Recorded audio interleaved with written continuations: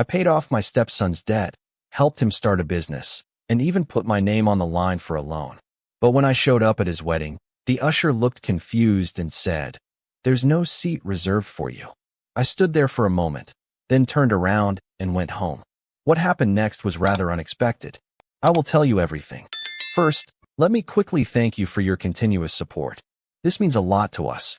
If you enjoy the stories we share, kindly subscribe to this channel. It will be great if you can leave a comment on which city you are watching from. We might just give you a shout out in our next story. Today's special shout out goes to Joe Graham from New York. We are glad you enjoy our stories. Now let's go deeper into the story. People always ask me if I have kids, and I never quite know how to answer. For nearly 20 years, I said yes, without hesitation, even though he never called me dad. His name is Carter. He was 10 when I married his mother, Linda, and I walked into that marriage fully aware that the boy already had a father, alive, flaky, and halfway interested. But I didn't go in trying to replace anyone. I just wanted to be there. I showed up to PTA meetings, helped with school projects, taught him how to shave and drive. And while he kept me at arm's length emotionally, I thought we were building something solid over time, something stronger than biology.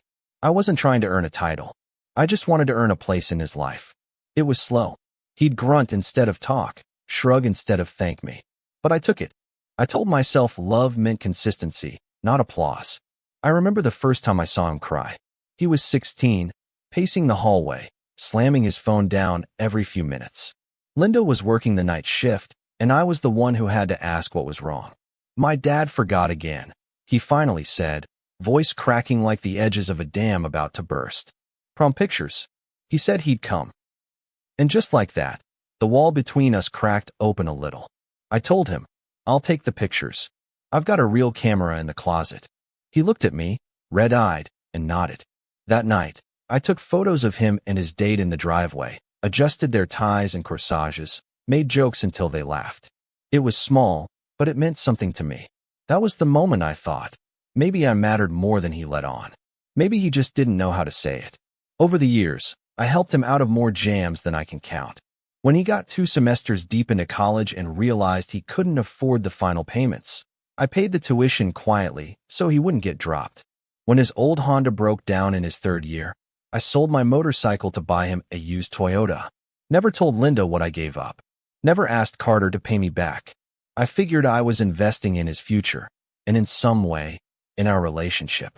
I hoped that if I just kept showing up, he'd stop seeing me as mom's husband and start seeing me as something closer.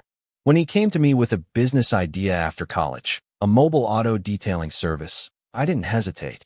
I helped him draft a business plan, took him to the bank, and co-signed a $30,000 loan. "We'll make this work together," I told him. And when he hugged me for the first time in years, I believed we were finally turning a corner. At first, everything moved fast. Carter registered the LLC, got a logo made, bought supplies, and started booking clients. He even looped me in on decisions: where to park the van, what kind of software to use for scheduling. We'd have coffee at the kitchen table, mapping out service routes and customer retention plans. I felt included, like I had finally graduated from the shadows of his life into something real. Linda was proud, too. "Look at you two," she'd say, like a little father-son business team. I'd laugh, brush it off, but inside, I was beaming. He didn't call me dad, but he called me when he needed advice. That meant something, didn't it? But the shine wore off quicker than I expected. Within months, he stopped giving me updates. I'd ask about the business account we shared, and he'd say, "It's fine. I got it."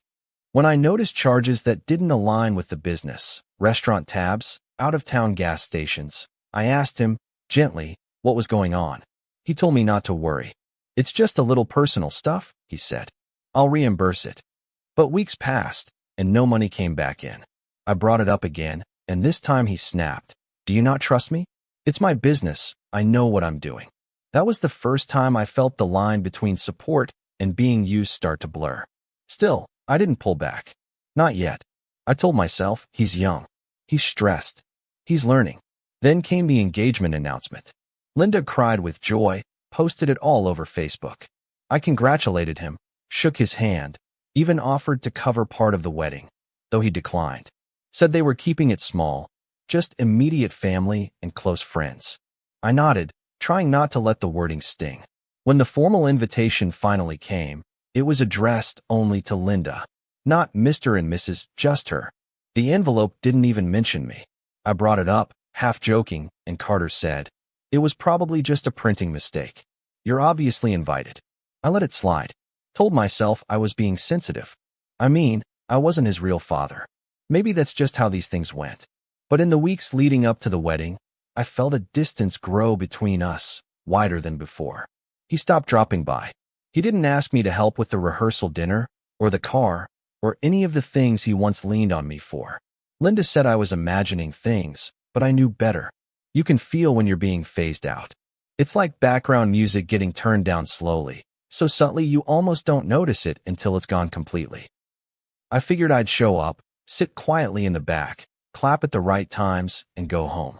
I didn't expect a spotlight, just a chair. But even that would turn out to be too much to ask. Looking back, the signs were everywhere, but I didn't want to see them because seeing them meant admitting I had been wrong about everything. It meant acknowledging that I wasn't the steady figure I imagined in Carter's life, that I was just convenient, financially useful, emotionally expendable. But at the time, I clung to the version of reality I had built around our bond. I wanted to believe I had earned a permanent role in his story, even if I wasn't in the spotlight. I didn't need the gratitude or the public displays. I just wanted inclusion. That's why I ignored it when Carter started dodging conversations about money. I let it slide when he stopped copying me on invoices or emailing me updates about the business. I kept telling myself he was just busy, trying to juggle work and wedding planning. But in reality, I was being carefully and quietly pushed out. And worse, I was complicit in letting it happen. There was one afternoon about a month before the wedding that still sticks with me. I dropped by the detailing van on my lunch break just to say hello, maybe grab a bite together like we used to in the early days. He looked annoyed the moment he saw me. His partner, some kid named Trey I'd never officially met, stood awkwardly by the hose reel. Carter didn't even smile. "You could have called," he said, wiping sweat off his forehead. I laughed it off, trying to ignore the chill in his voice. I was just nearby, thought I'd see how things were going. He gave me a curt nod, then turned back to the van. I tried to ask about the client list, the scheduling software, anything to reconnect. He kept giving me one-word answers. He didn't even turn around when he muttered, "Yeah, sure. Appreciate it." That was the last time I visited the van. I vented to Linda that night, and she waved it off the way she always did. "He's stressed, babe. This is a big time in his life. Weddings are a lot." I nodded, but the truth was settling in my chest like wet cement. I wasn't part of his big time. I was furniture, still in the house, still technically present, but no longer part of the scenery that mattered.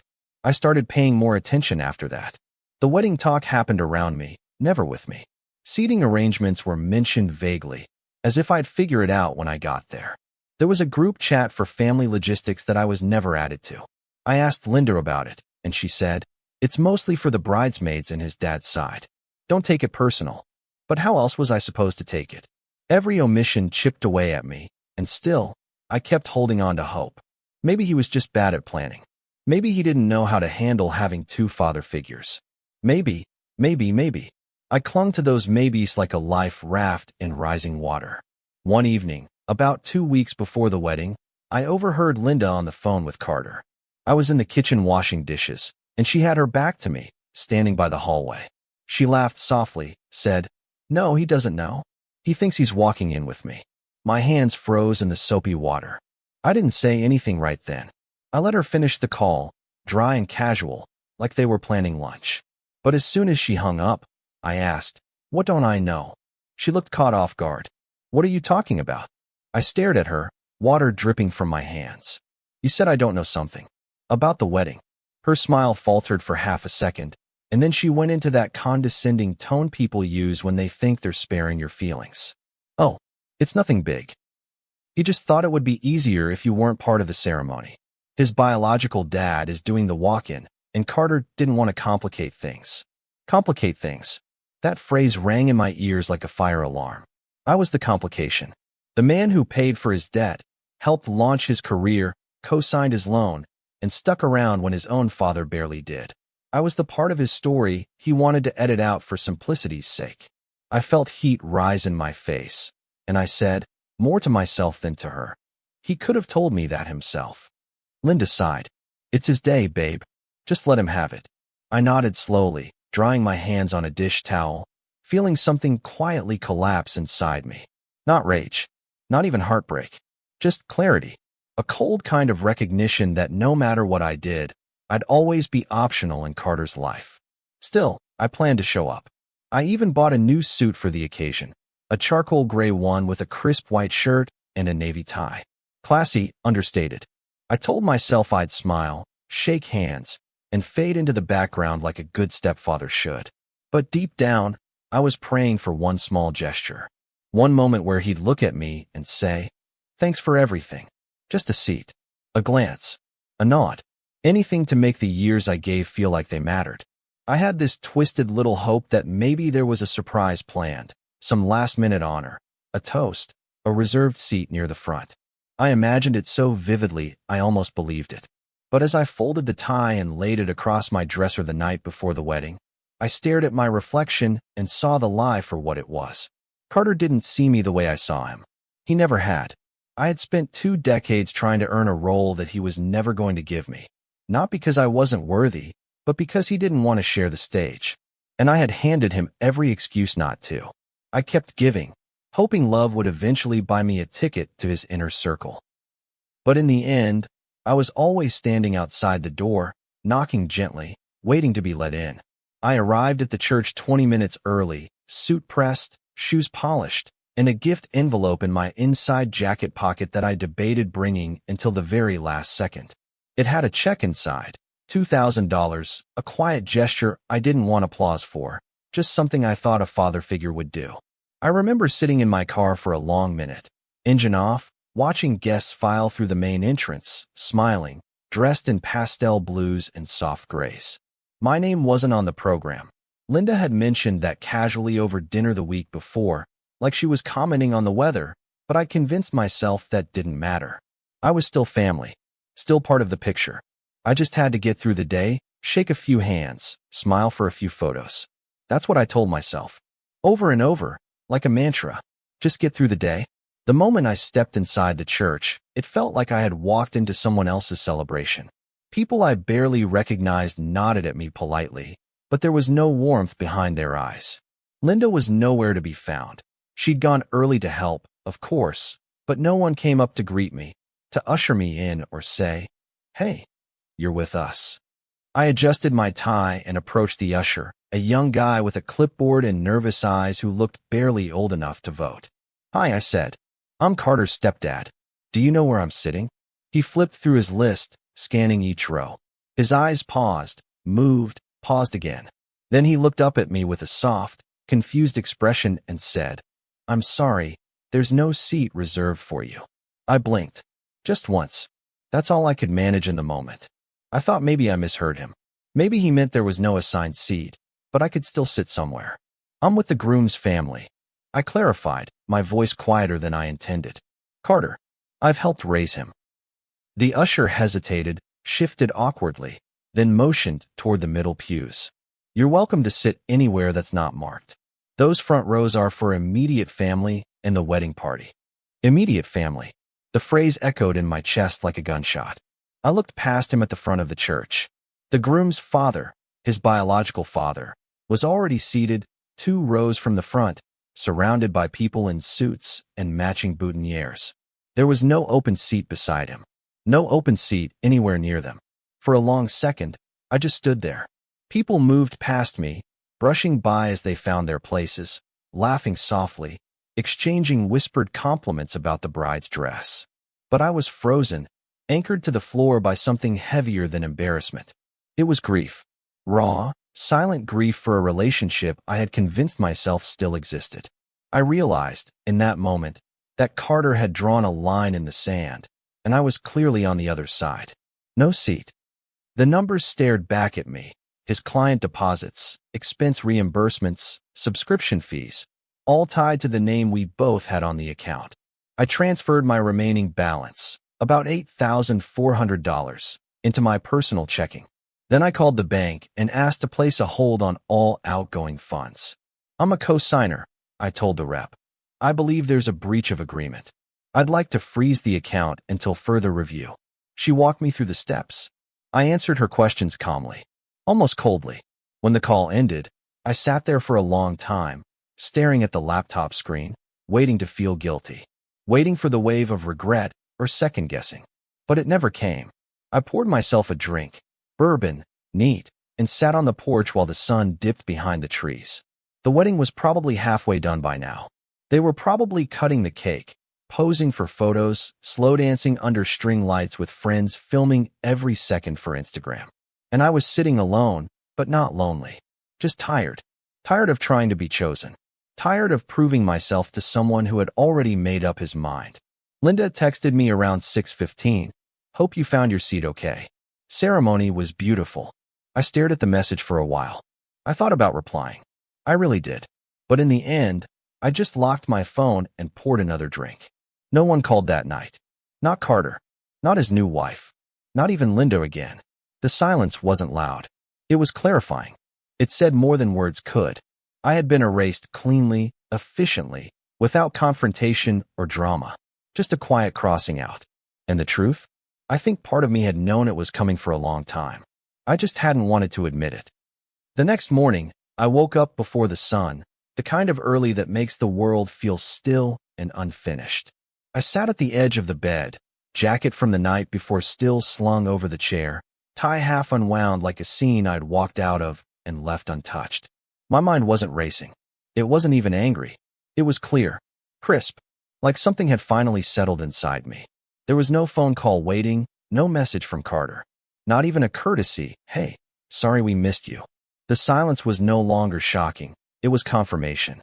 And that confirmation, painful as it was, came with an odd kind of peace.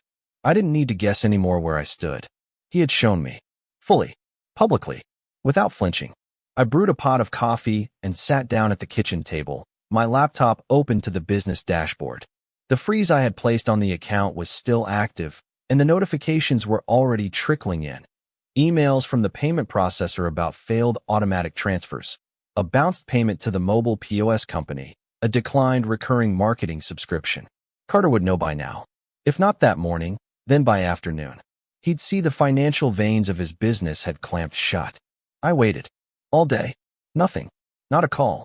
Not a message. Not even a passive-aggressive email. I checked the logs again, saw his last login. Saturday morning, hours before the wedding. He hadn't touched it since. Maybe he was on his honeymoon. Maybe he assumed it was a glitch. Maybe he just didn't care enough to check. Around noon, I sent a certified letter to the bank requesting my official removal from the business loan. I knew it would be complicated. It wasn't something they'd process overnight, but it was a start. A signal that I was done. Done backing someone who saw me as a stepping stone. Done attaching my name to something I no longer believed in. The bank representative had warned me during our previous call that I might be on the hook financially until the loan was either paid off or refinanced. I told her I understood. I'd eat the cost if I had to, but I refused to leave the door open any longer. I wasn't interested in being the bigger person anymore. That phrase had kept me in emotional chains for far too long. That night, Linda came home around 7 p.m., carrying leftover wedding favors and a tired smile. She placed a tiny white box on the counter, tied with gold ribbon. "It's from the wedding," she said softly. "Carter said to give you one." I stared at the box like it was some kind of joke. She didn't look me in the eye, just started unpacking the other bags. Glass vases, crumpled napkins, a photo frame of Carter and his bride smiling under a canopy of lights. I wanted to ask her how it felt, sitting 2 pews from the front while I was turned away at the door. I wanted to ask if she noticed my absence, if Carter said anything about it. But I already knew the answers. She was good at not rocking boats. Always had been. Her loyalty had never really been in question, and that was part of the hurt too. She picked her son. I would have understood that. But she didn't just pick him. She abandoned the truth of what happened to make it easier for everyone else. "He hasn't called," I said finally, voice low. I shut the business account down. "He'll know by now." She looked up from her unpacking, hands frozen around a glass jar. "You did what?" I leaned back in the chair, fingers laced across my stomach. He left me standing in the church lobby, Lynn. There wasn't even a seat. I walked out. Her face shifted, some combination of guilt and disbelief. You didn't stay? She asked. I laughed, short, bitter. There was nothing to stay for. I wasn't part of it. Not in any real way. She walked over, sat down across from me. He thought it would be easier, she said again, as if repeating the excuse enough times would eventually make it feel reasonable. Having both of you up front, it would have been confusing. Was I confusing when I paid off his debt? When I signed the loan? When I gave up weekends to help him build that business from scratch? I could feel the tremble rising in my voice, but I didn't stop. I gave everything I had to that kid, Lynn, and he erased me like I was a typo. She looked away, and that silence, her silence, was worse than any argument we could have had. Because silence meant complicity. It meant she knew I was right, but she wasn't willing to stand beside me in it. Not publicly. Not where it would cost her something. I stood up, picked up the wedding favor box, and dropped it in the trash. That night, I moved into the guest room. She didn't argue. Didn't stop me. She just closed the bedroom door behind her like it was routine. That was the first time I felt the real fracture. Not just between Carter and me, but between me and Linda. We'd been drifting for a while. I knew that. But this was the iceberg, and the water was already rushing in. The next morning, I sent Carter a final message. Just one sentence. I'm removing myself from the business and everything attached to it, permanently. No anger. No plea. Just the truth. He didn't reply, and I didn't need him to. The silence didn't end after that message. In fact, it deepened. Days went by, then a week. I kept waiting for some kind of retaliation, a snide text, a condescending voicemail, even a passive-aggressive "thanks for the heads up" from Carter. But there was nothing. Just this hollow space where a relationship used to be. I half expected Linda to follow up, to ask if I'd be willing to reconsider, to keep the account open at least until Carter found his footing. But she didn't say a word. She went about her days like we were coworkers in a shared apartment. We passed each other in the kitchen, asked each other if there was milk or if the mail had come, but never circled back to the thing that now sat between us like a locked safe. When I told my friend Marcus what happened, he didn't hide his reaction. Man, I've been telling you for years. He sees you as a bank, not a father, he said, shaking his head, beer bottle tapping lightly against his knee. We were sitting on my back porch, the autumn wind cutting through our jackets as dead leaves scraped across the concrete. That's not true, I muttered, out of instinct more than belief. I mean, it wasn't always like this. He turned to me, eyes narrowed. Yes, it was. You just didn't want to admit it. Because you loved him. You believed in him. But love doesn't mean letting someone bleed you dry while they smile in your face. And that boy? He knew exactly what he was doing. I wanted to argue. I really did. But all I could do was stare at the fence line and let the truth settle. I had taught Carter how to patch drywall, how to shake hands firmly, how to handle rejection in job interviews. I'd picked him up from parties when he was too drunk to drive. I sat with him when his high school girlfriend broke his heart and told him, "You'll love again." I wasn't just his stepfather. I was his net, and he had cut it away without hesitation. That kind of realization doesn't come with anger. It comes with a slow-burning grief that gnaws at your spine. I had loved someone who saw me as temporary, a placeholder, a man whose presence was useful, but whose absence was more convenient. Around town, the whispers started to catch up. Carter's cousin Jason worked at the same hardware store I did part-time, and one afternoon, while restocking shelves, he leaned over and said, "Hey, sorry about what happened with the wedding. A few people were asking why you weren't there." I blinked. "People noticed?" He nodded, stacking boxes without looking at me. "Yeah, some folks thought it was weird. Figured maybe there was a falling out or something." I didn't know what to say. I hadn't told anyone. I'd swallowed the shame like medicine, convinced it was mine to manage privately. But now it was seeping out in whispers, sideways glances, quiet assumptions. I hated it. I hated how Carter got to have the fairy tale image while I carried the mess he made like a stain on my name. Later that week, I ran into his old basketball coach at the grocery store. The man had known me since Carter was a teenager. He gave me that half-smile people wear when they're not sure if you're a cautionary tale or a victim. "Heard you weren't at the wedding," he said gently. I shrugged. No seat for me, I guess. He shook his head, jaw tight. That's cold. After everything? You basically raised that boy. I nodded, unsure what response wouldn't sound like begging for pity. Yeah, but sometimes people rewrite the story to fit who they want in the final chapter. He stared at me for a long moment, then clapped me on the shoulder. Well, I know the truth. A lot of people do. That stayed with me. A lot of people do. Because for the first time since everything had fallen apart, I realized I wasn't crazy. I wasn't bitter for feeling hurt. I wasn't overreacting. What happened to me wasn't just emotionally cruel. It was publicly humiliating. And while Carter had moved on, probably basking in his new life with his new wife and the curated Instagram captions, I was the one left behind to sweep up the pieces. But I wasn't the only one who saw it. The people who mattered, who had watched me show up, year after year, they knew. That mattered more than I expected. It was around that time I started putting some distance between myself and Linda too. The guest room had become permanent. She stopped asking when I'd be back in our bed. I stopped pretending I wanted to be. There was no big fight.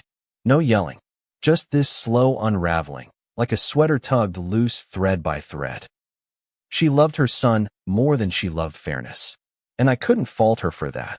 But I also couldn't keep pretending I was okay with it. One night, I asked her, if the roles were reversed, if I had a daughter who treated you like that, would you be able to stay? She didn't answer, just picked up her wine glass and walked into the living room. That was all the answer I needed. Carter's business started to falter soon after. I heard through the grapevine, Jason again, that he'd lost 2 major clients and was looking for part-time work at a distribution center.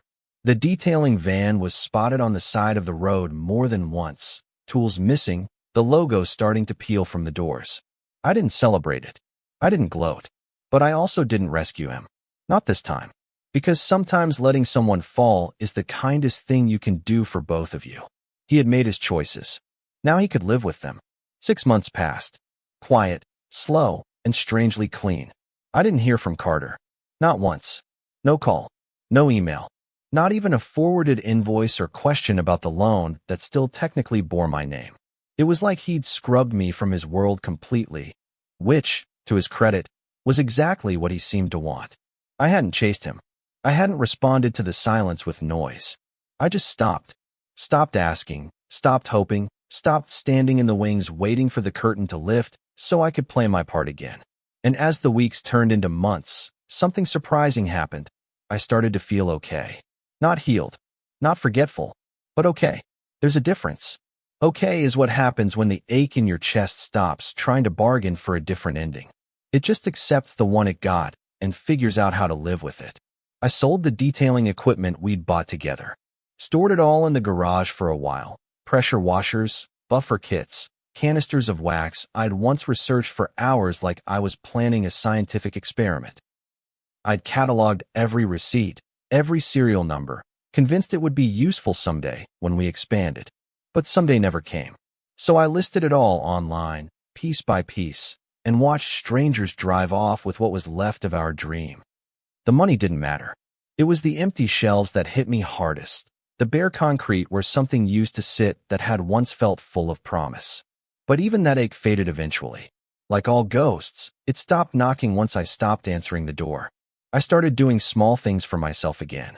Little rituals I had abandoned when I was trying so hard to prove I belonged in someone else's life. I took weekend trips, got back into woodworking, refinished an old table I'd left half done for years. I even signed up for a photography class at the local community center, the same one I'd taken Carter to when he was 15, back when I thought we were building memories that would mean something one day. Now, I was building them for myself. No hidden agenda. No emotional IOU I hoped someone would repay later. Just moments that belonged to me. Linda and I didn't last. I wish I could say it ended with some grand argument or tearful goodbye, but it didn't. It ended in a series of quiet decisions, separate dinners, closed doors, silence where intimacy used to live. One morning, she mentioned she might go stay with her sister for a while, just to get some space. I nodded, said okay. She left the next day and never came back for more than a weekend visit. We still talk sometimes. Cordial. Surface level. But whatever held us together had unraveled past the point of repair. I don't blame her entirely. We both changed. I just did it with open eyes, and she did it by holding tight to comfort, even when that comfort came at my expense. A few weeks ago, Carter's name popped up on my phone. No message, just a missed call. I stared at it for a long time, thumb hovering over the screen like it weighed 10 pounds. But I didn't call back. Not because I wanted revenge, not because I was angry, but because I knew exactly what would happen if I did. He'd give me half an apology, something vague and slippery like, "I didn't mean to hurt you." And then he'd shift the conversation to how hard things have been lately. He might even ask for help, money, a reference, another loan. And for the first time in my life, I didn't want to be needed like that. I didn't want to be the fallback guy, the man who always says yes because he's afraid love will vanish if he doesn't. I wanted peace more than I wanted proximity. And that's what I chose. A week after that missed call, I got a letter from the bank. The loan had been refinanced, my name officially removed. Just like that, the last financial thread connecting us was gone. I held the letter in my hand for a long time, running my fingers over the ink like it was a goodbye note from a chapter one had finally finished. I folded it up, placed it in a drawer, and went outside to sit on the porch. The sky was pink with evening. The wind smelled like cut grass. And for the first time in years, I felt like I didn't owe anyone anything. Not an explanation, not a defense, not a second chance. Carter may never see the weight of what he did. He may tell himself I overreacted, that I was too sensitive, that weddings are complicated and sometimes people get left out, and it's no big deal. But I know better. Because when someone shows you, repeatedly, that you're only as valuable as your utility, believe them. That wedding was his chance to say, "You mattered." He didn't take it. And I don't need to spend the rest of my life holding the door open for someone who walked past me without a second glance. Let him build his life. Let him write his story. But I won't be a character in it anymore. Now, when people ask if I have kids, I pause. Sometimes I say no. Sometimes I say, I helped raise a young man once, but we're no longer close. And I leave it at that. Because the truth doesn't need to be loud to be real. It just needs to be lived. Have you ever stood outside a door that should have been open for you and realized it never would be? Tell me in the comments if you've had to walk away from someone you loved just to finally choose yourself. And if you're still standing there, waiting for someone to invite you in, this is your sign. You don't have to wait anymore. If this story hit home for you, don't forget to like, share, and subscribe. There's more where this came from, and you're not alone in your journey. See you soon in the next story.